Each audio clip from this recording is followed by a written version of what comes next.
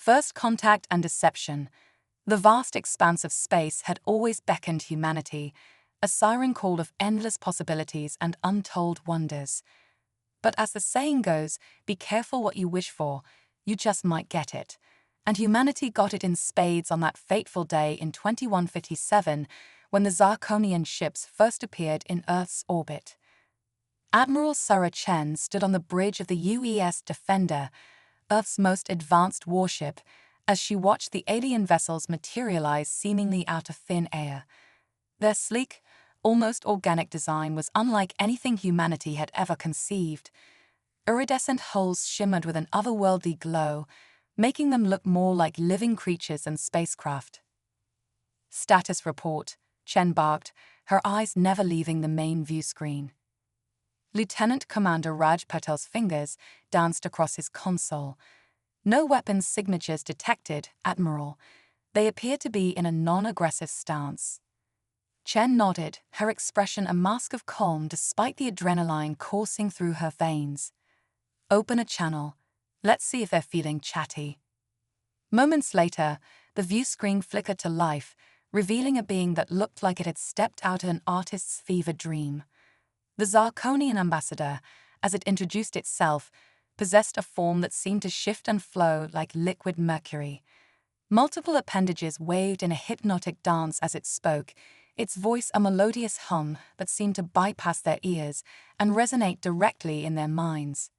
Greetings, children of Earth, the ambassador's thoughts echoed in their consciousness. We come in peace, seeking friendship and cultural exchange. And just like that, humanity's first contact with an alien civilization began. In the weeks that followed, Earth was abuzz with excitement. The Zirconians shared glimpses of their advanced technology, offering solutions to some of humanity's most pressing problems. They spoke of clean energy sources that could power entire cities, medical breakthroughs that could cure previously incurable diseases, and faster-than-light travel that could open up the galaxy for exploration. But not everyone was convinced. Dr. Elara Vance, head of xenobiology at the United Earth Science Division, couldn't shake the feeling that something was off. As she pored over the data from her latest tests on Zirconian tissue samples, her unease grew. This can't be right, she muttered, running the analysis again. The results were the same. The Zirconian cellular structure was adapting, changing in ways that defied explanation. It was almost as if. A knock at her lab door interrupted her thoughts. She looked up to see Captain Marcus Drake, her longtime friend and liaison to Earth's military command. Burning the midnight oil again, Elara? He asked, a hint of concern in his voice. She gestured to her screens. Marcus, I think we might have a problem. These tissue samples, they're not just adapting to our environment. They're learning, evolving at an unprecedented rate. Drake's brow furrowed as he studied the data. What are you saying? I'm saying that if this is happening on a cellular level, who knows what the Zirconians themselves are capable of? We need to be careful, very careful. Little did they know, their caution was well-founded. High above Earth, in the Zirconian mother ship, a very different conversation was taking place. Supreme Commander Zextor, his form a writhing mass of tentacles and crystalline protrusions, addressed his war council. Our dissection proceeds as planned. The humans suspect nothing. But Supreme Commander, interjected Sub-Commander Vril, why bother with this charade? Our technology far surpasses theirs. We could simply take what we want. Zexor's form pulsed with barely contained anger. Short-sighted fool. The humans may be primitive, but they are resourceful. We've seen what happens when species like them are backed into a corner. No, we will continue as planned. We will gain their trust, integrate ourselves into their society, and then when the time is right, we will strike. Earth will be ours, and humanity will never see it coming. Back on Earth, the integration of Zirconian technology into human society proceeded at a breakneck pace. Cities began to transform as new energy sources came online. Hospitals reported miracle cures, and in the upper echelons of global governments, talks of a joint human Zirconian space exploration initiative gained traction. Admiral Chen found herself at the center of these discussions, working closely with the Zarkonian representatives to plan the future of interstellar relations. But as she sat in yet another high-level meeting, she couldn't shake a nagging doubt. "The Zarkonians have been incredibly generous," she said, addressing the assembled world leaders and alien delegates. "But I can't help but wonder, what's in it for them? Surely such advanced beings don't need anything we have to offer." The Zarkonian ambassador's form shimmered, a gesture Chen had come to interpret as amusement. "My dear Admiral, is not the pursuit of knowledge and friendship reward enough? We simply wish to help uplift your species, to welcome you into the galactic community." Chen nodded, but the answer did little to assuage her concerns. As the meeting adjourned, she found herself walking alongside Dr. Vance, who had been called in to provide a scientific perspective on the proposed joint missions. "Doctor," Chen said in a low voice, "I can't shake the feeling that we're missing something. The Zarkonians, they're just too perfect, too accommodating." Vance's eyes darted around, ensuring no one was within earshot. "I've been conducting some unofficial research, Admiral, and I think you're right to be suspicious. There are inconsistencies in the Zarkonian biology, things that don't add up. But every time I try to dig deeper, I hit a wall. It's like they're always one step ahead." Chen's jaw tightened. "Keep digging, Doctor. Discreetly. If there's something to find, I trust you'll find it." As they parted ways, neither woman noticed the shadowy figure that detached itself from a nearby pillar, its form briefly flickering to reveal a Zarkonian visage before resolving back into a perfect human disguise. In the following days, strange reports began to trickle in from around the globe. People going missing, only to reappear days later with no memory of where they'd been. Unusual weather patterns that defied meteorological explanation. And perhaps most disturbing, sightings of creatures that seemed to shift between human and alien forms. Captain Drake found himself investigating one such incident in the outskirts of New Delhi. As he surveyed the scene, a small farm where an entire family had vanished overnight, he couldn't shake the feeling of being watched. A rustling in the nearby cornfield caught his attention. Drawing his sidearm, he cautiously approached. "Hello, is anyone there?" The corn parted, and a figure stumbled out, a young boy, no more than 10 years old. But as Drake reached out to steady him, the boy's form began to ripple and change. Drake stumbled back in horror as the child's features melted away, replaced by the mercurial visage of a Zarkonian. Before he could react, the creature lunged at him, its body elongating into a mass of writhing tentacles. Years of military training kicked in, and Drake fired his weapon.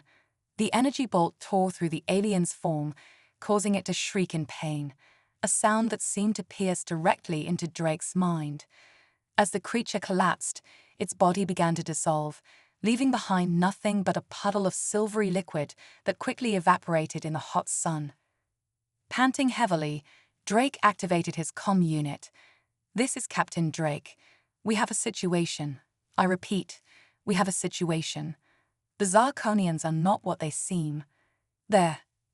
A searing pain exploded in his head, cutting off his transmission. As consciousness slipped away, the last thing Drake saw was a group of Zarkonians emerging from the cornfield, their forms shifting and changing as they approached. Thousands of miles away, in her secure laboratory, Dr. Vance's computer pinged with an incoming transmission. As she decrypted the message, the last few seconds of Drake's aborted warning, her blood ran cold. "Oh God," she whispered, her fingers flying across the keyboard as she began compiling all her research into a single damning report. "They're already here. It's already started." As she worked, she failed to notice the air vent above her desk slowly, silently opening. In orbit, aboard the UES Defender, Admiral Chen received an urgent message from Earth's Central Command. Reports of Zarkonian shapeshifters were pouring in from across the globe.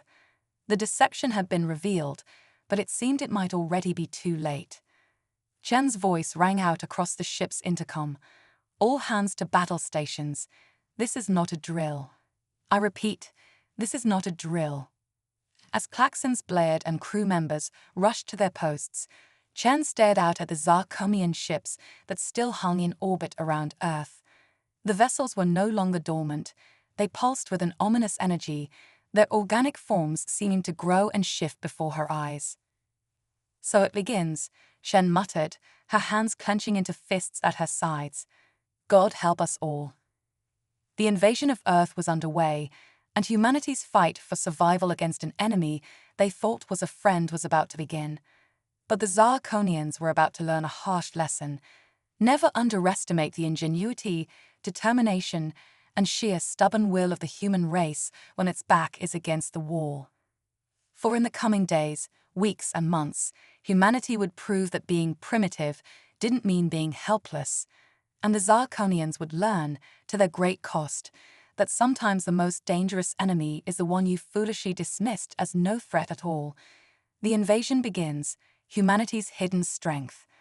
As the Zarkonian ships descended upon Earth's major cities, their organic hulls writhing and pulsating with otherworldly energy, humanity faced a threat unlike any in its history.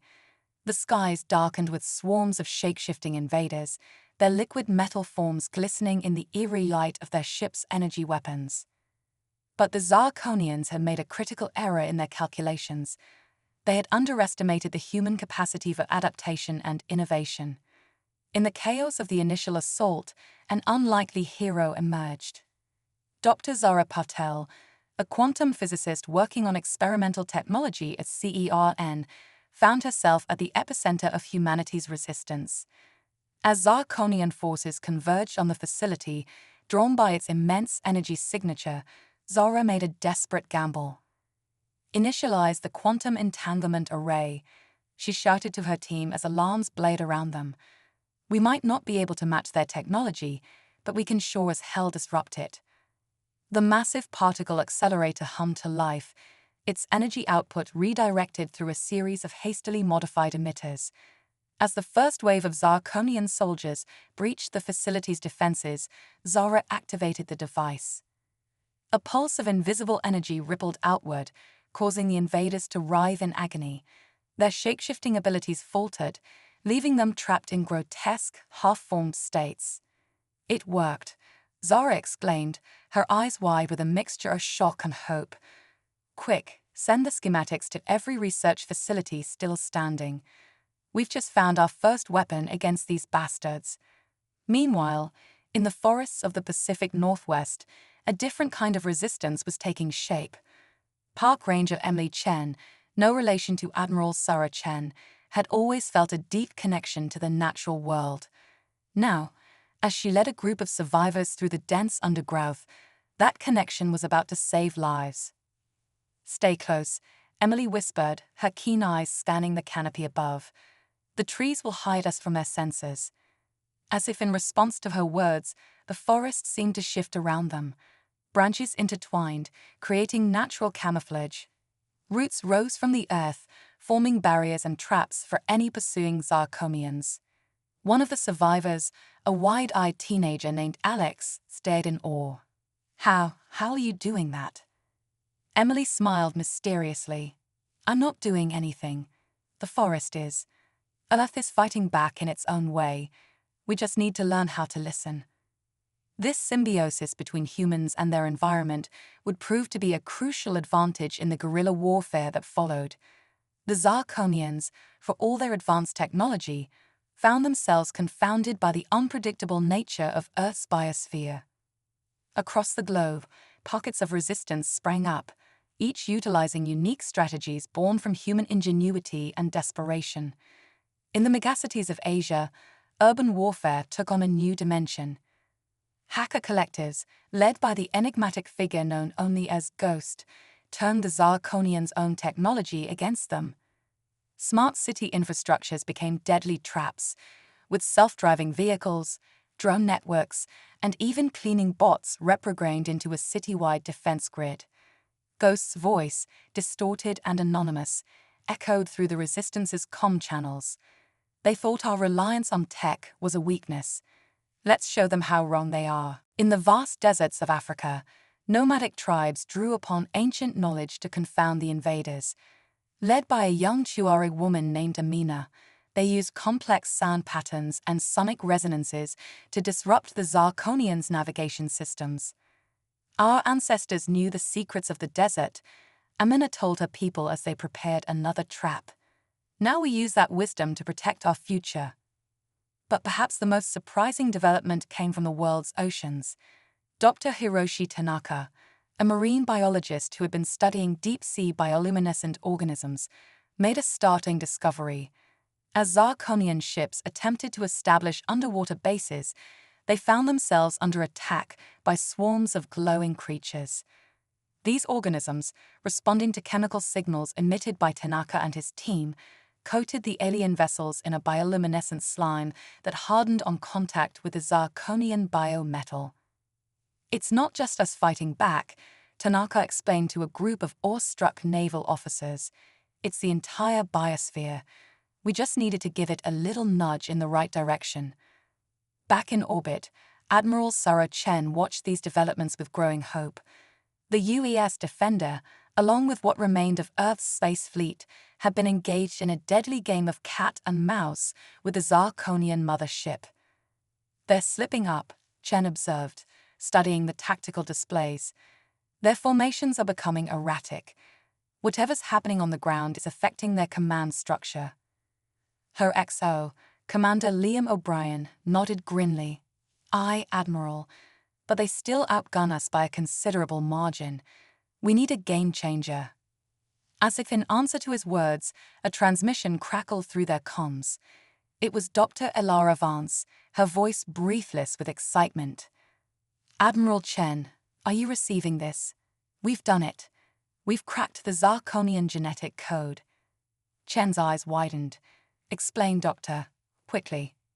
"Their shape-shifting isn't just a physical ability," Vance rushed on. "It's tied to their consciousness, their very sense of self. And we found a way to disrupt it at the quantum level. We can force them to revert to their true forms and keep them that way." A slow smile spread across Chen's face. "Dr. Vance, I think you just turned the tide of this war." As the transmission ended, Chen turned to her crew, her voice ringing with newfound determination. "All right, people. We've been on the defensive long enough. It's time to take the fight to them. Prepare for Operation Thunderbolt." The plan was audacious, borderline insane. Using the Defender as bait, they would lure the Zirconian mother ship into Earth's upper atmosphere. Once there, they would deploy Vance's quantum disruptor, forcing the entire Zirconian fleet to revert to their true forms. As the Defender descended into the atmosphere, alarms blared throughout the ship. Heat shields strained against the friction, and the hull groaned under the stress. "Steady as she goes," Chen commanded, her knuckles white as she gripped her chair. "Wait for my mark." The Zirconian mother ship loomed above them, its organic form twisting and reshaping as it prepared to deliver the killing blow. "Now," Chen shouted. The quantum disruptor fired, its invisible pulse rippling through space. For a moment, nothing seemed to happen. Then, like a wave of cosmic energy, the effects spread across the Zirconian fleet. Ships writhed and contorted, their sleek forms melting away to reveal monstrous, tentacled abominations. Cries of confusion and agony filled the comm channels as the Zirconians found themselves trapped in their true forms, their shape-shifting abilities neutralized. "All ships, open fire," Chen ordered, a fierce grin on her face. "Let's show these invaders why you don't mess with humanity." Earth's remaining defenses roared to life, unleashing a barrage that tore through the now vulnerable Zirconian fleet. Ships exploded in silent bursts of fire and twisted metal, raining debris across the upper atmosphere in a deadly light show. On the ground, the effect was equally dramatic. Zirconian soldiers reverted to their true forms, losing the advantage of stealth and infiltration. Resistance fighters, emboldened by this sudden turn of events, pressed their advantage. In the forests, Emily Chen and her band of survivors watched in awe as Zirconian pursuers stumbled and fell, their liquid metal forms solidifying into grotesque statues. In the cities, Ghost's hacker army unleashed a digital onslaught, crippling what remained of the Zarkonian command structure. And in the oceans, Dr. Tanaka's bioluminescent allies swarmed the alien bases, sealing them in tombs of hardened light. As the battle raged on, it became clear that the tide had turned. Humanity, with its incredible adaptability and unyielding spirit, had found a way to level the playing field against a technologically superior foe. Admiral Chen, watching the Zarkonian mother ship list and burn, allowed herself a moment of grim satisfaction. "Send word to all Earth forces," she commanded. "The counterattack begins now. Let's take back our planet." As cheers erupted across the Defender's bridge, Chen knew that the war was far from over. But for the first time since the invasion began, hope burned bright in the hearts of every human on Earth and in orbit. The Zarkonians had come expecting an easy conquest. Instead, they had awakened a sleeping giant, a species whose greatest strength lay not in technology, but in its indomitable will to survive and its incredible capacity for innovation in the face of overwhelming odds.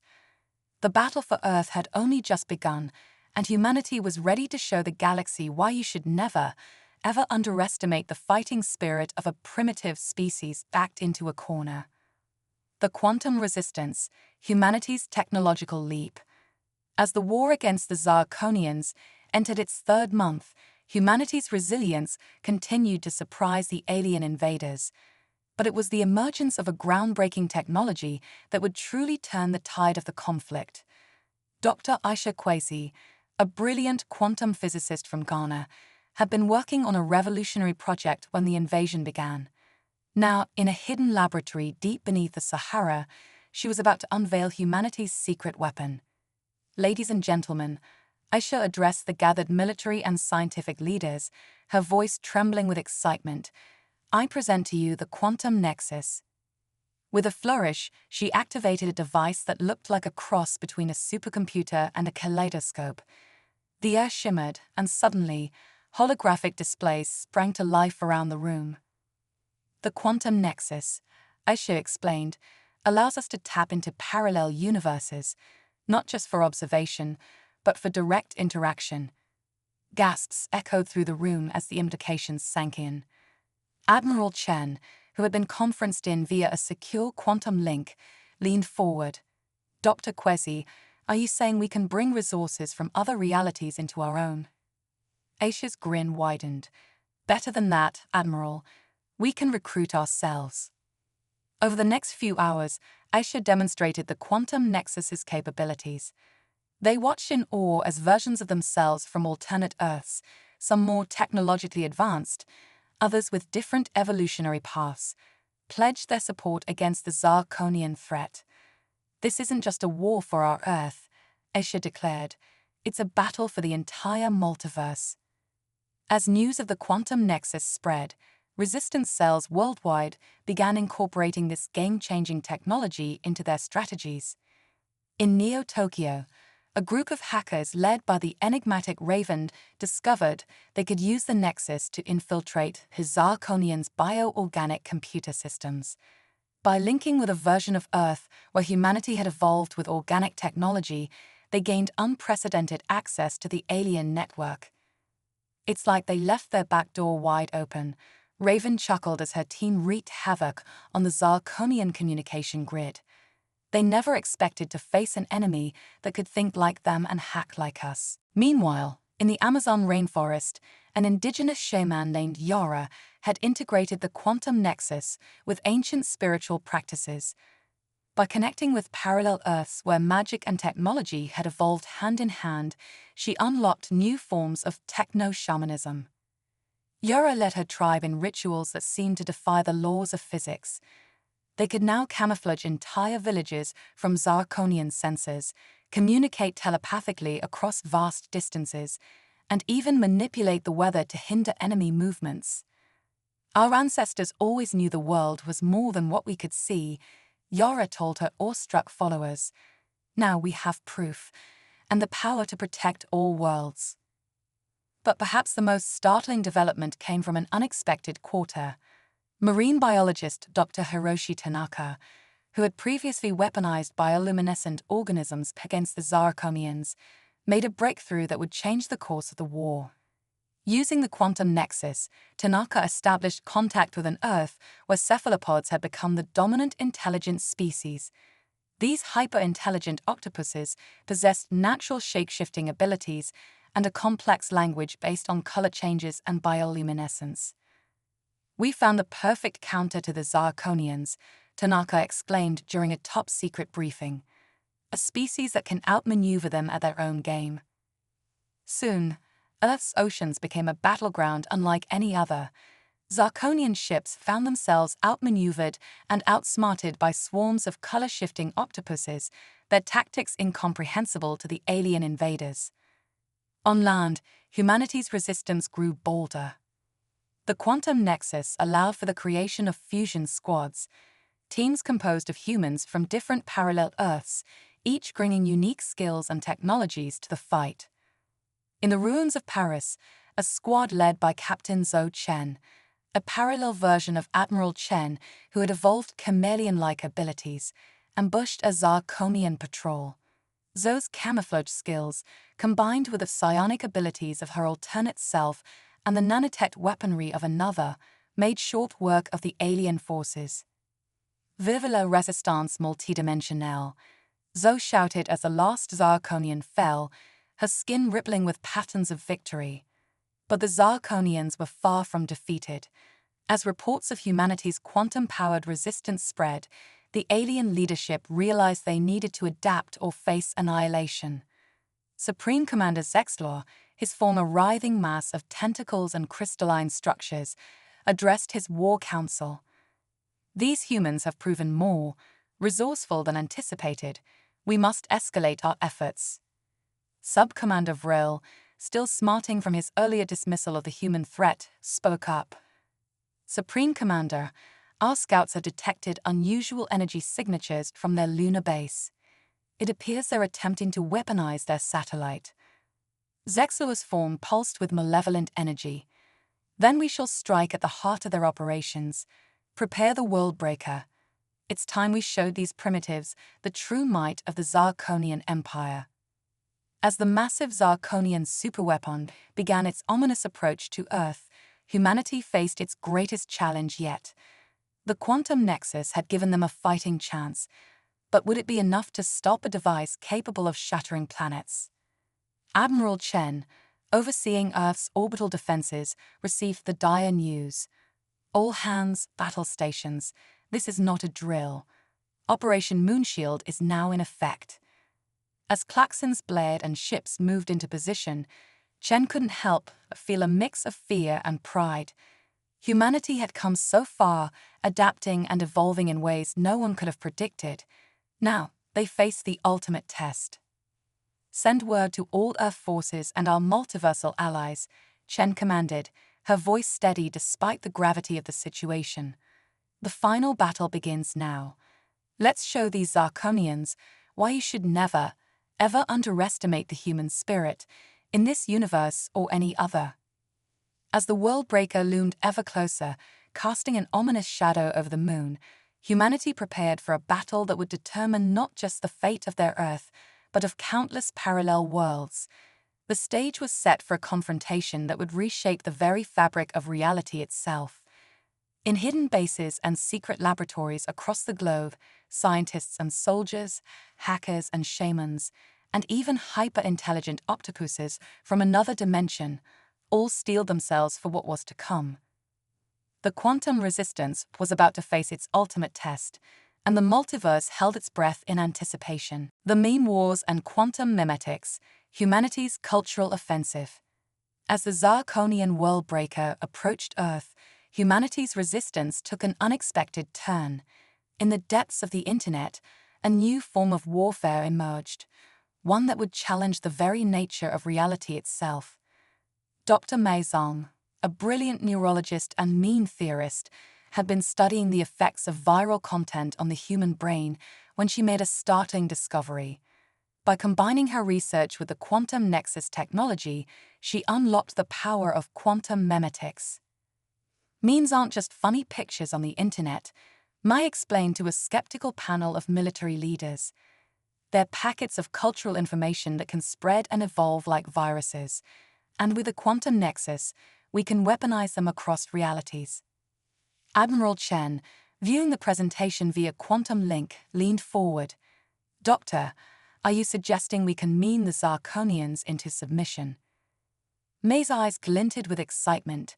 "Not just submission, Admiral. We can rewrite their entire perception of reality." Thus began Operation Mindbender, a covert initiative to infiltrate and subvert Zirconian consciousness through the power of multiversal memes. Across the globe, a new breed of soldiers emerged, the Meme Marines. These digital warriors, led by the legendary Memelod, known only as Dank_Commander, waged war in the virtual trenches of the new sphere. In his secret bunker, surrounded by holographic meme projections, Dank_Commander briefed his team. "Listen up, memers. Our mission is to generate content so viral, so mind-bendingly dank, that it breaks the Zirconian Hivmund. We're not just fighting for likes and shares anymore, we're fighting for the fate of the multiverse." The results were immediate and staggering. Zirconian communication channels were flooded with an onslaught of incomprehensible human humor. Entire battalions of alien soldiers found themselves paralyzed with laughter or frozen in confusion, trying to decipher the meaning behind images of cats asking for cheeseburgers or distorted faces with nonsensical captions. But it was the deployment of quantum memes, memetic content that existed simultaneously across multiple realities, that truly turned the tide. These reality-warping jokes and images didn't just confuse the Zirconians, they began to alter the aliens' perception of existence itself. Reports flooded in from across the battlefront. In New Delhi, a squad of Zirconian troops suddenly began to dance in perfect sync to a multiversal remix of "Never Gonna Give You Up," their weapons transformed into oversized foam fingers. Over the skies of Rio de Janeiro, a Zirconian fighter pilot found his ship transmuted into a giant flying grumpy cat, complete with a trail of rainbow exhaust and "I can HFY" emblazoned on its hull. And in the heart of Moscow, an entire Zirconian command center was reduced to chaos when every screen began displaying an infinite loop of Nyan Cat, synced across 1,000 parallel universes.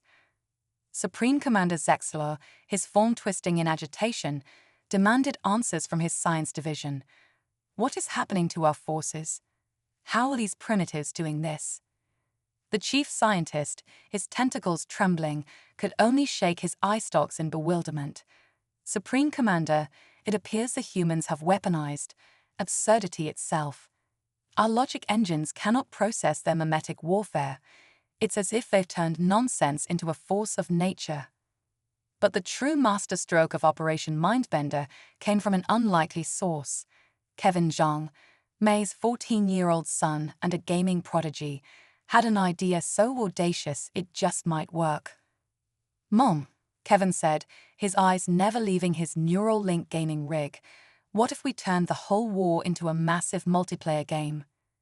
May's eyes widened as she grasped the implications. "Kevin, you're a genius." Within days, Project Ludus was born.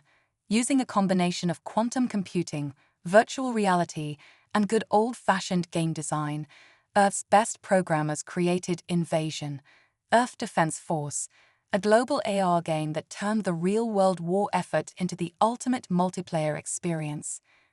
Suddenly, resistance fighters found themselves leveling up for real-world achievements.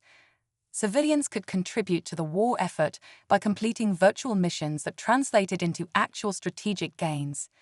Even non-combatants could participate by managing resource allocation through intuitive game interfaces. The gamification of war spread like wildfire. Millions of people worldwide, from schoolchildren to grandparents, joined the virtual war effort.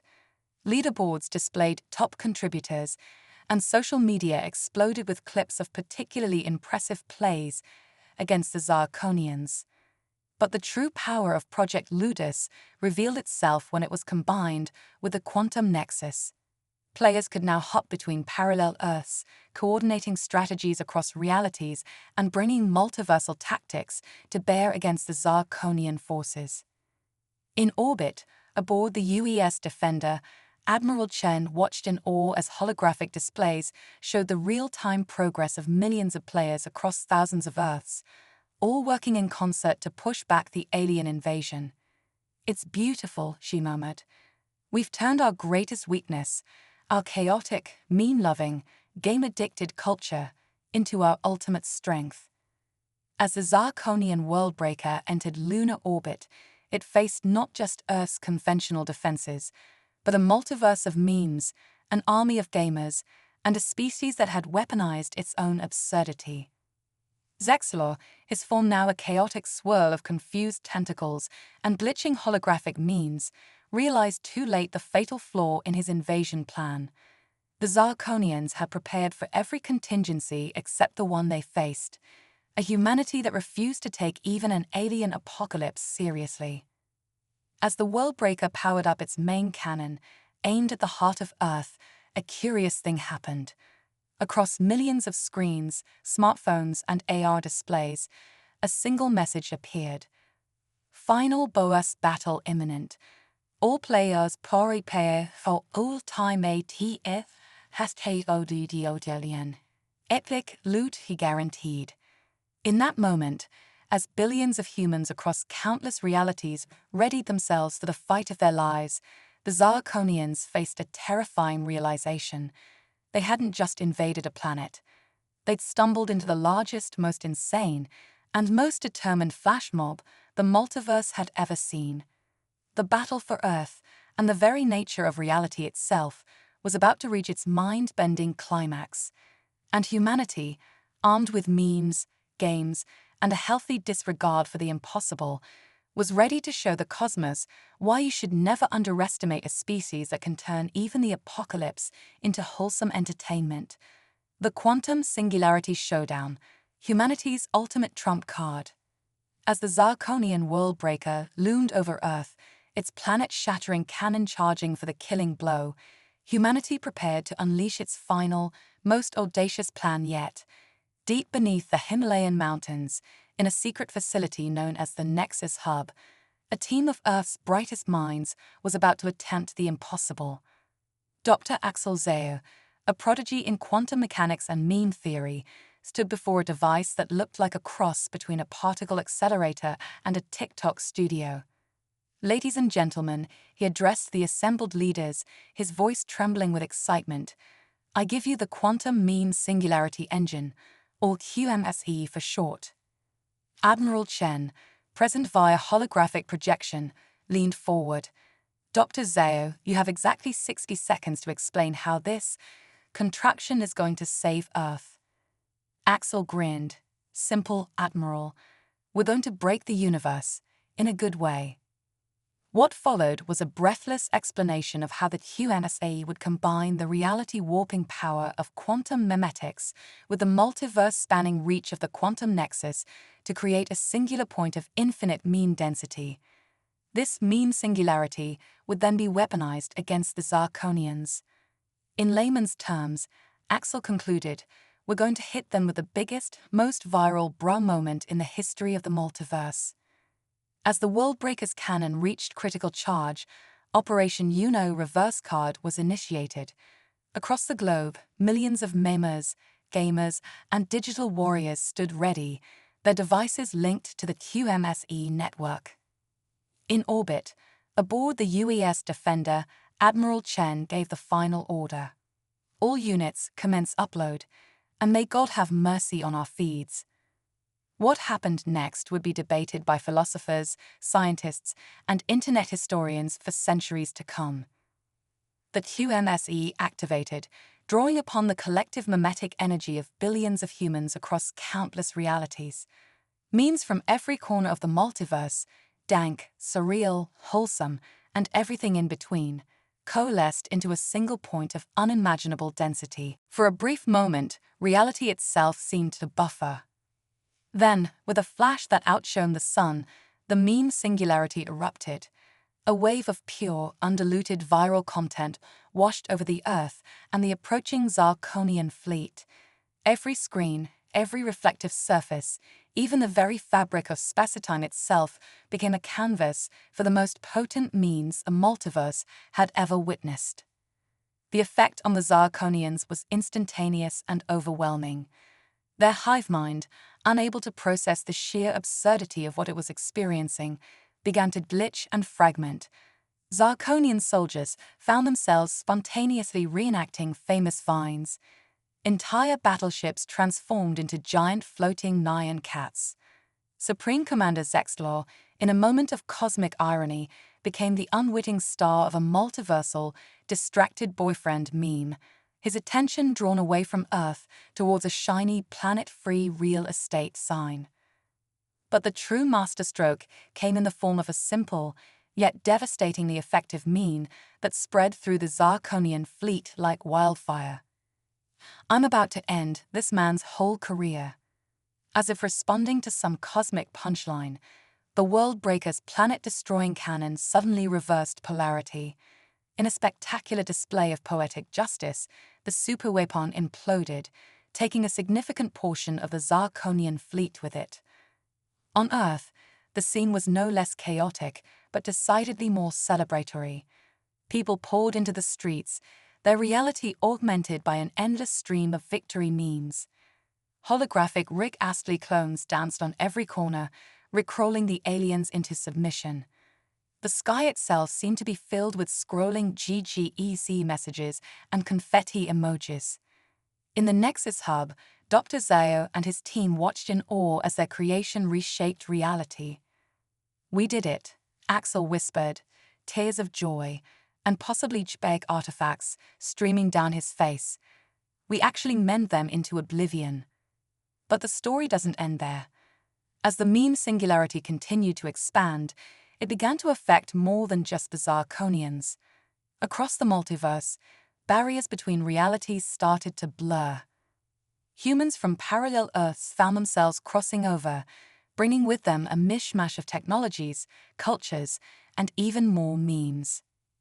The aftermath of the quantum singularity showdown would come to be known as the Great Convergence. Earth, once a single planet in a vast, uncaring universe, became a nexus point for a new multiversal civilization. Humanity, with its unparalleled ability to adapt, create, and find humor in even the darkest situations, was uniquely suited to navigate this brave new multiversal world. The very qualities that the Zirconians had dismissed as primitive, our creativity, our absurdity, our love for cats in funny hats, had become our greatest strengths. In the years that followed, Earth transformed into a hub of multiversal culture and commerce. The United Nations expanded to become the United Multiverses, with representatives from countless alternate Earths working together to build a future beyond imagination. And what of the Zirconians? Those who survived the meme singularity found themselves changed, their hive mind fractured but replaced by something new, a sense of individuality, curiosity, and even a budding appreciation for human humor. Many chose to stay on Earth, becoming productive members of the new multiversal society. It wasn't uncommon to see former Zirconian soldiers running meme museums or hosting interdimensional comedy nights. As for our heroes, their fates were as varied as the multiverse itself. Admiral Sarah Chen became the first human to command a multiversal peacekeeping fleet, her tactics now incorporating everything from advanced quantum technology to strategic deployments of wholesome memes. Dr. Aisha Kweisi's quantum nexus technology revolutionized multiversal travel and communication, earning her the first multiversal Nobel Prize. Dank_Commander, revealed to be a sentient AI born from the fusion of a human gamer's consciousness and a quantum meme algorithm, became Earth's ambassador to the digital realms that sprouted in the wake of the singularity. And young Kevin Zhang, he turned Invasion, Earth Defense Force, into the multiverse's most popular game, with players from infinite realities working together to build and protect their shared digital universe. In the end, humanity had not just survived an alien invasion, we had transcended it, reshaping the very nature of reality through the power of our creativity, our adaptability, and our irrepressible spirit. As a popular meme in the post-singularity world put it, aliens, we have superior technology and numbers. Humans, haha, quantum means singularity go brr. And so, dear viewers, the next time you share a meme, play an online game, or laugh at some absurd internet joke, remember, you're not just engaging in idle entertainment, you're participating in the greatest power in the multiverse, the human ability to find joy, connection, and meaning in a cosmos full of infinite possibilities. After all, in a reality where anything can happen, the only limit is your imagination, and maybe your data plan.